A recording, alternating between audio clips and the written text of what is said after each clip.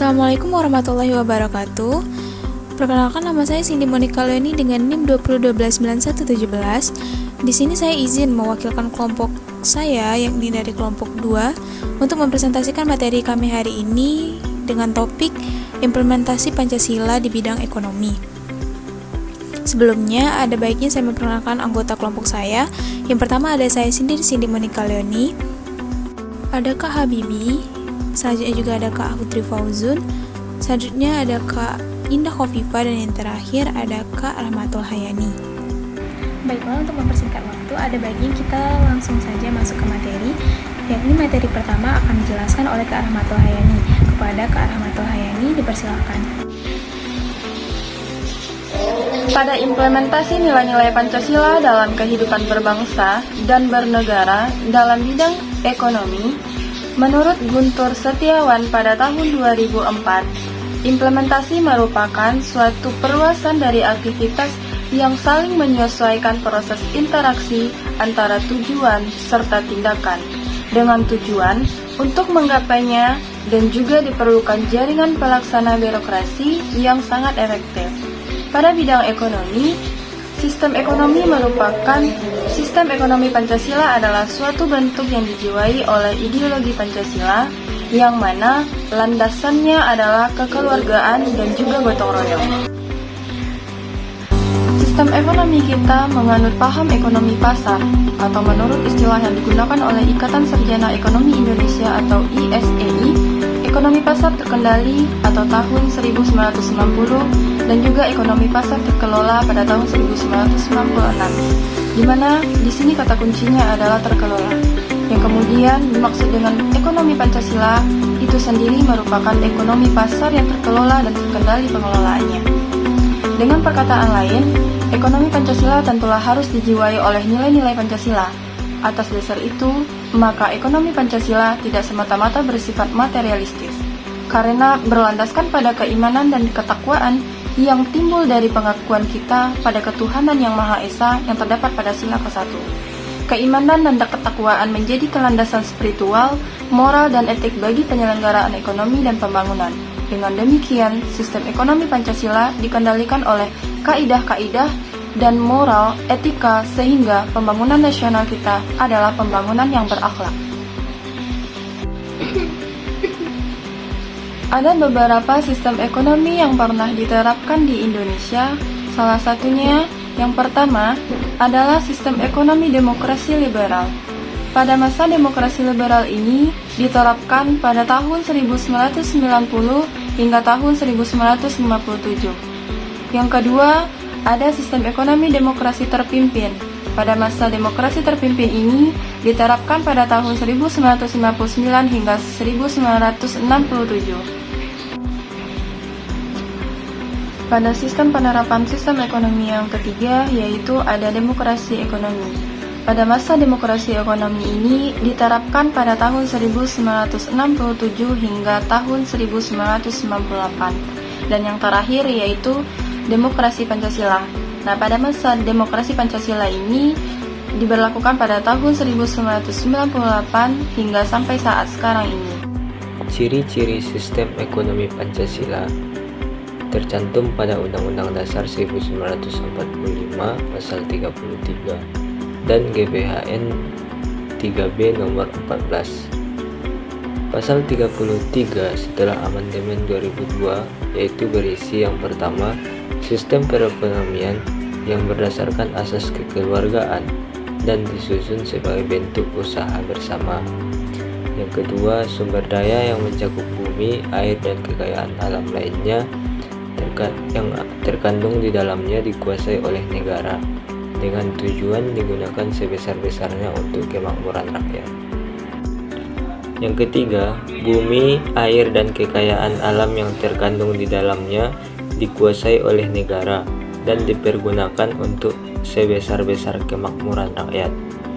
Yang keempat, perekonomian nasional diselenggarakan berdasarkan atas demokrasi ekonomi dengan prinsip kebersamaan, efisiensi berkeadilan, berkelanjutan, berwawasan lingkungan, kemandirian, serta dengan menjaga keseimbangan kemajuan dan kesatuan ekonomi nasional. Yang kelima, ketentuan lebih lanjut mengenai pelaksanaan pasal ini diatur dalam undang-undang. Kelebihan sistem ekonomi Pancasila. Yang pertama, hak milik perorangan diakui selama pemanfaatannya tidak bertentangan dengan kepentingan masyarakat.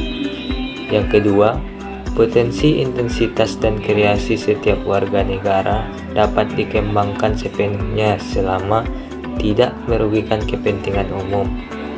Dan yang ketiga, warga negara mempunyai kebebasan dalam memilih pekerjaan yang sesuai atau yang dikehendakinya. Berikutnya, tujuan sistem ekonomi Pancasila.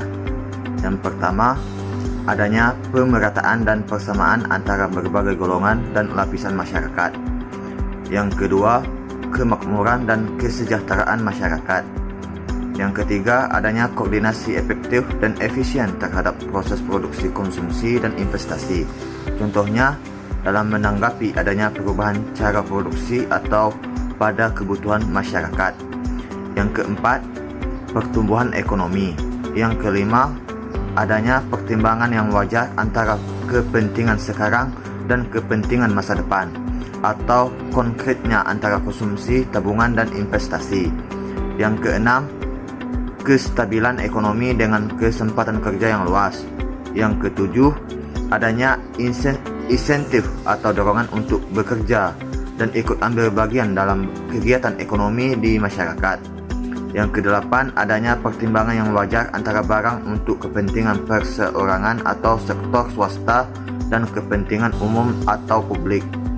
Yang kesembilan, diindahkannya nilai yang melekat pada manusia seperti hak asasi manusia atau HAM, kebebasan, keadilan sosial, kesamaan hak milik, dan solidaritas.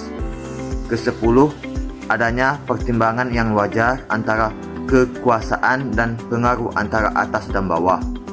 Selanjutnya, dalam bidang ekonomi, implementasi Pancasila dalam perbuatan kebijaksanaan negara dalam bidang politik dituangkan dalam pasal 27 ayat 2, pasal 33 dan pasal 34. Pembuatan kebijaksanaan negara dalam bidang ekonomi di Indonesia dimaksudkan untuk menciptakan sistem perekonomian yang bertumpu pada kepentingan rakyat dan berkeadilan. Salah satu pemikiran yang sesuai dengan penjelasan tersebut adalah gagasan ekonomi kerakyatan yang dilontarkan oleh Profesor Dr.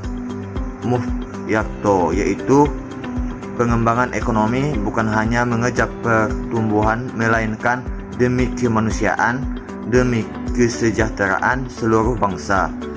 Dengan kata lain, pengembangan ekonomi tidak bisa dipisahkan dengan nilai-nilai moral kemanusiaan. Berikutnya, implementasi Pancasila di bidang ekonomi. Pada sila pertama, Pancasila menjadi landasan spiritual, moral, dan etik. Diselenggarakannya ekonomi dan pembangunan berdasarkan keimanan dan ketakwaan, sehingga pembangunan nasional merupakan pembangunan yang berakhlak. Pada sila kedua, setiap orang wajib menghormati martabat kemanusiaan serta hak dan kewajiban asasi manusia dalam kehidupan ekonomi. Pada sila ketiga ini mengamanatkan kesatuan ekonomi sebagai penjabaran wawasan Nusantara di bidang ekonomi. Selain itu, prioritas kebijaksanaan ekonomi adalah penciptaan perekonomian nasional yang tangguh. Hal ini berarti nasionalisme menjiwai setiap kebijakan ekonomi. Sila keempat dalam Pancasila menunjukkan pandangan bangsa Indonesia mengenai kedaulatan rakyat dan bagaimana demokrasi dijalankan di Indonesia di bidang ekonomi. Ekonomi Pancasila dikelola dalam sebuah sistem demokratis dan bilang Undang-Undang Dasar secara eksplisit disebut demokrasi ekonomi. Implementasi dari sila kelima ini yaitu mengkaitkan antara pertumbuhan ekonomi dengan pemerataan pembangunan. Berikut contoh implementasi Pancasila pada bisnis. Pada sila pertama, pengelolaan sistem keuangan yang baik akan menghindari adanya kemungkinan kerugian. dan potensi terjadinya penyalahgunaan keuangan. Perusahaan yang bertentangan dengan nilai agama atau ketuhanan Yang Maha Esa. Implementasi dari nilai kemanusiaan yang adil dan beradab bisa berupa memberikan gaji dan fasilitas karyawan sesuai dengan tingkat kinerjanya, tanggung jawab dan rujukan diberikan pada perusahaan. Berikut upaya yang dilakukan untuk mendukung ekonomi Pancasila. Yang pertama adalah konsumen diharapkan memberikan penghargaan dan mengutamakan penggunaan produk hasil bangsa sendiri. Yang kedua, konsumen Indonesia harus memperhatikan nilai-nilai kepautan menurut agama dan budaya masyarakat. Yang ketiga adalah konsumen Indonesia harus memperhatikan pola tarif hidup masyarakat sekitarnya. Baiklah, dengan berakhirnya penjelasan materi dari Kak Indah Khofifah tadi, menandai pula berakhirnya presentasi kami. Saya selaku moderator mewakili kelompok kami, meminta maaf bila ada kesalahan. Terima kasih atas perhatiannya. Saya tutup dengan wabillahi taufiq wal hidayah. Wassalamualaikum warahmatullahi wabarakatuh.